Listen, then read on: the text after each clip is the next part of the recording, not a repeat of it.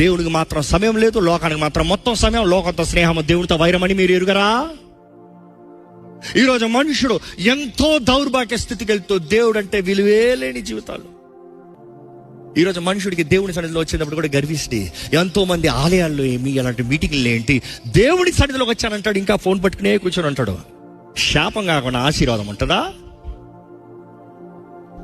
దేవుని ముందు వెళ్ళు, ప్రైమ్ మినిస్టర్ ముందుకు వెళ్ళు. ప్రైమ్ మినిస్టర్ అక్కడ మీ ఊరు ఎమ్మెల్యే దగ్గరికి వెళ్ళు. మీ ఎమ్మెల్యే మాట్లాడుతూ అంటే ఫోన్ పట్టుకుని కూర్చో. దేవుని దగ్గరికి వచ్చానంటాడు. ఇదే దేవుడు. ఐమ్ సారీ, నేను చెప్పే మాటలు కొంతమందికి బాధకరంగా ఉండొచ్చు. నేను ఎవరిని టార్గెట్ చేసి చెప్పట్లేదు, మీరెవరు నాకు తెలియదు. కానీ ఉన్న సత్యం చెప్తున్నాను, ఎందుకంటే దేవుడికి బాధ కలిగించేది నాకు బాధ కలిగిస్తుంది. దేవుడి ముందు తగ్గించుకొని వాడు ఎక్కడికి బాగుపడ్డాడు? దేవుడి ముందు తగ్గించుకొని గౌరవించిన వ్యక్తిని దేవుడే హెచ్చిస్తాడు. ఈరోజు ఎంతమంది సమయంలో దేవుడు లేడు. ప్రార్థన చేసుకో, టైం లేదు. వాక్యం చేయ, టైం లేదు. ఆలయానికి రాయ, టైం లేదు.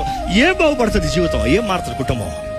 నా కుటుంబం పాడైపోయింది, నా భార్య పారిపోయింది, నా బిడ్డలు పాడిపోయారు.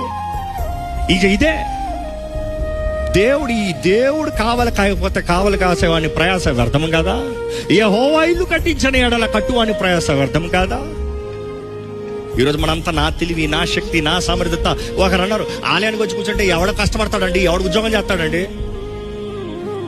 నువ్వు 10 గంటల లోకంలో ప్రయాసపడేదానికన్నా దేవుని సమయం దేవుని దగ్గర పెట్టి నువ్వు కష్టపడి చూడు.